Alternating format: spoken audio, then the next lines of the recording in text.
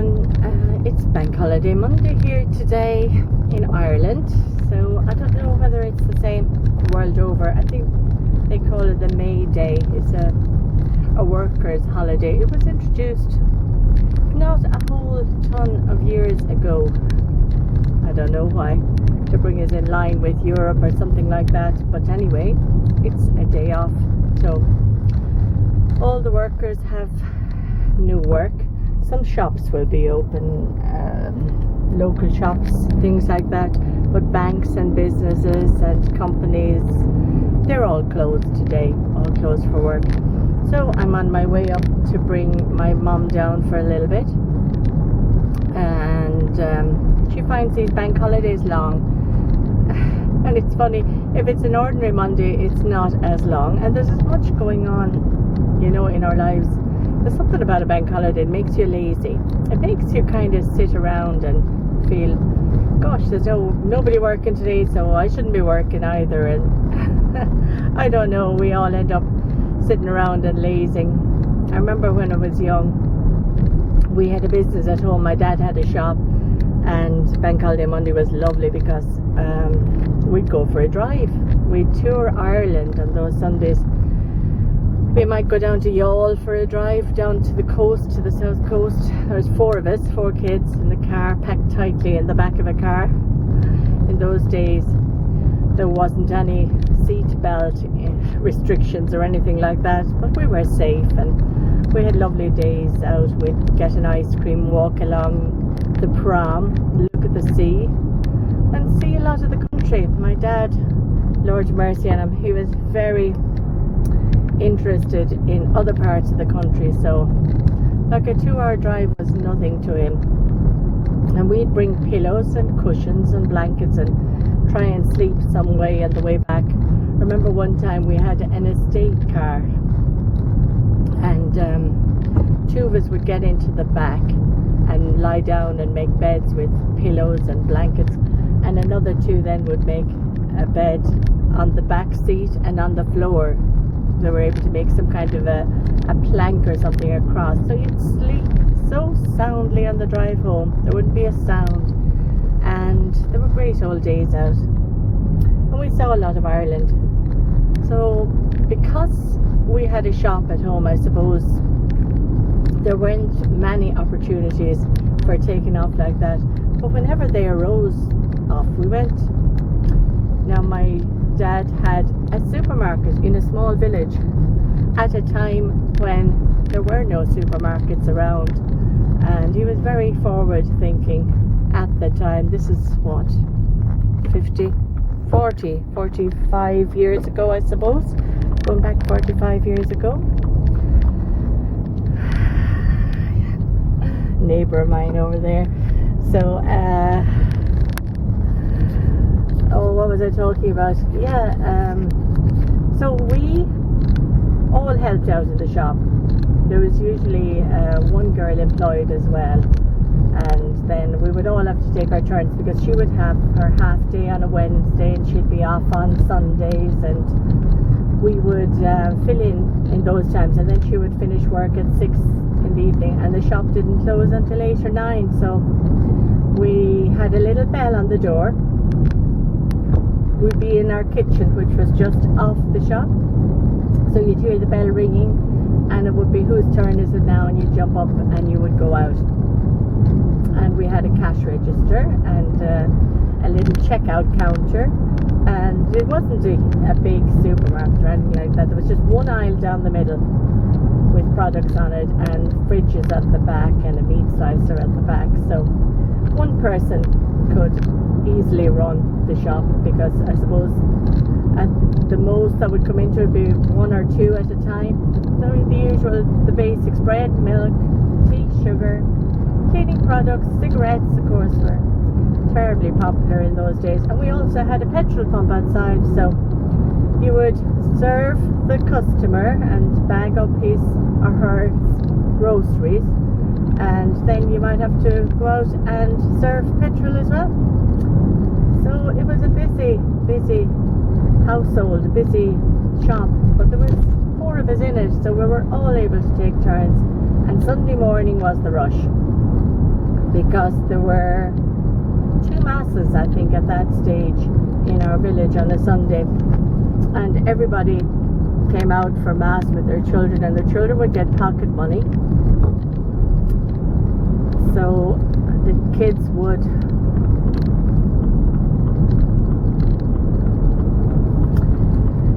would be into the shop to spend their pocket money on chocolate and ice cream and crisps and all the different things. So we all had our little station. I think my older brother was in charge of the meat slicer, and he would stay down there cutting ham for people, or cutting corned beef. There's usually ham and corned beef. Tinned corned beef now is the one that we have always used. And I was a kind of started out, I think, on the ice cream fridge. So I would have to stand at the ice cream fridge with my own little box of change, and the kids would come and look for their ice creams, and I would give them their ice creams and give them back the change. It was a great education in money and figures, because you had to be taught. I remember my dad and my mother teaching me how to count on with the change. Like, if the item, in those days we had pounds, shillings and pence. That was the real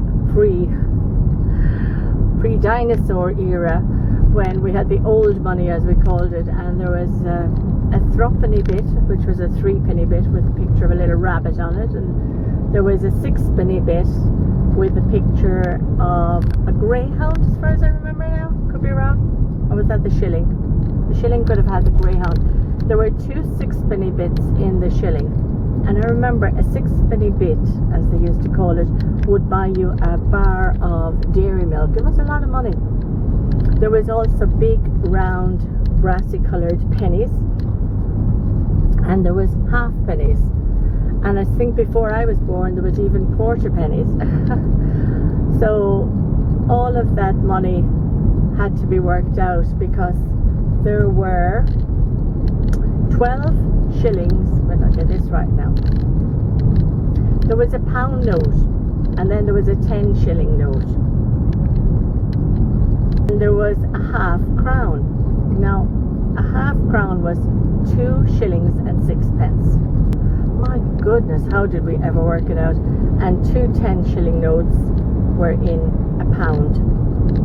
And then there was this thing called a guinea, which made it even more difficult. Then around the 1970s, I think the new money, as we called it, came in. The metric system was to be introduced.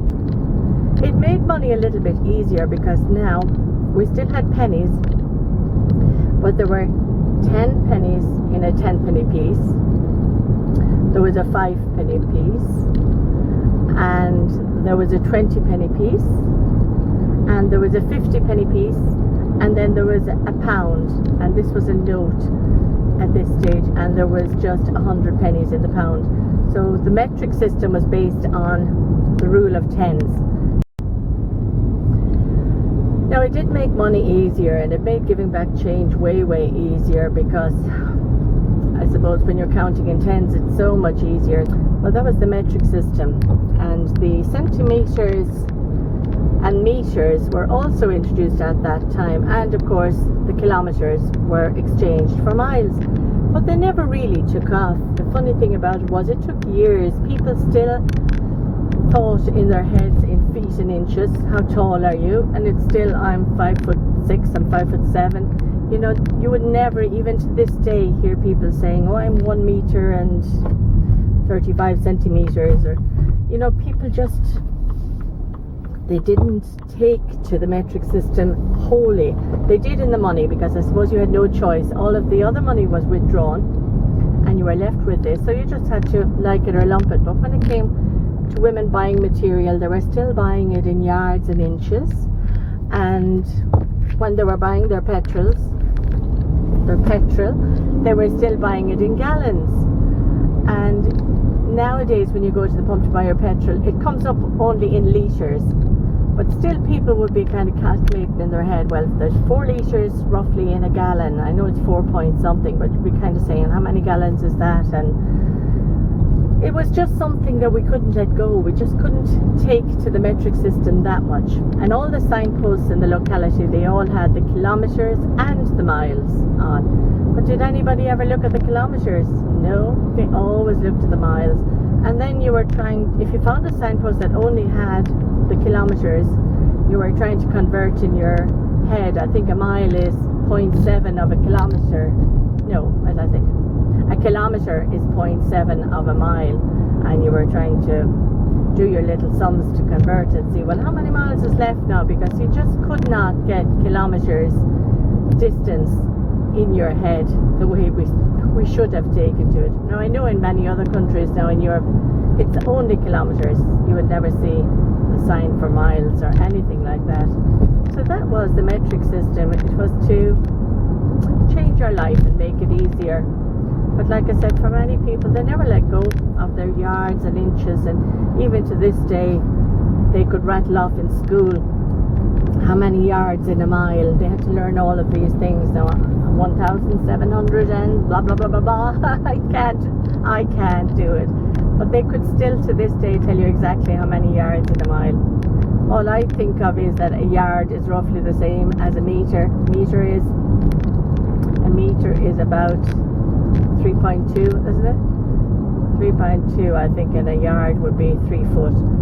So it's interesting. Our lives have changed in so many ways, but some we are very reluctant to let go of. Like the speedometer in my car that I'm driving now, it's only in kilometres. The newer cars are made with only the kilometres. The older cars used to have the miles on one side and the kilometres on the other. And when you were entering a town and watching the speed limit, like you were saying, oh my gosh, I must slow down to 30. But now with the newer cars, it's just the kilometres. So all of the speed signs are now gone to kilometres. So when you come in to a town, it's usually in the outskirts, it's 60 kilometres an hour. And then when you're in the village or the town, it goes down to 50 kilometres an hour. Now, as far as I know, 50 kilometres an hour is roughly 30 miles an hour speed, and the 60 then would be about 40, I presume. I'm not really sure, but it's funny the way it caused so much trouble for the old people, because I remember when they would come into the shop and you would tell them like, oh, that's £4.60 in the new money, and they'd say to you, and what would that be now in the old money, in the pounds, shillings and pence? And for a while you actually had to give them the two totals. You had to tell them what it was in old money as well as what it was then in new money. Now that has gone, because as I say, the money in your pocket is the only money you have, so you kind of had to get used to that pretty sharpish. So times change,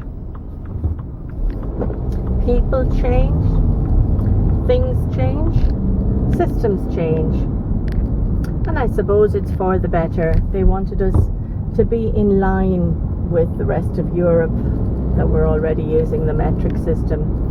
And I suppose when you're dealing with maths, the rule of 10 is a very simple rule, and it's much easier when you're converting or changing or doing anything with money. And when you go on holidays, well, when we go on holidays in Europe now, France, Spain, Italy, any of those countries that are nearby, Belgium, they're all dealing with euro.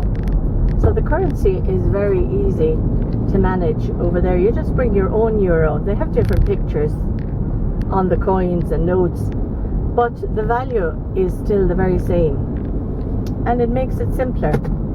The only country, the UK, our next door neighbours, never went over to the euro, so they still have their sterling, and their sterling is quite strong in relation to our euro.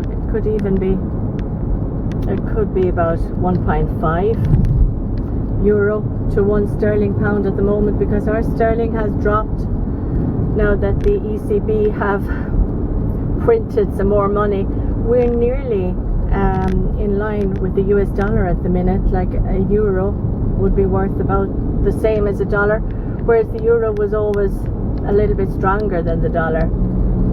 But I suppose had to be done with the austerity and businesses and banks and who knows. We still have to work with what's in our pockets and what's in our bank account, and that's a weird little ramble. So thank you all for rambling with me today in my old memories on our old shop and our thoughts and our money and our metric system. And I hope you're all well on this bank holiday Monday, and I will talk to you all soon. Bye.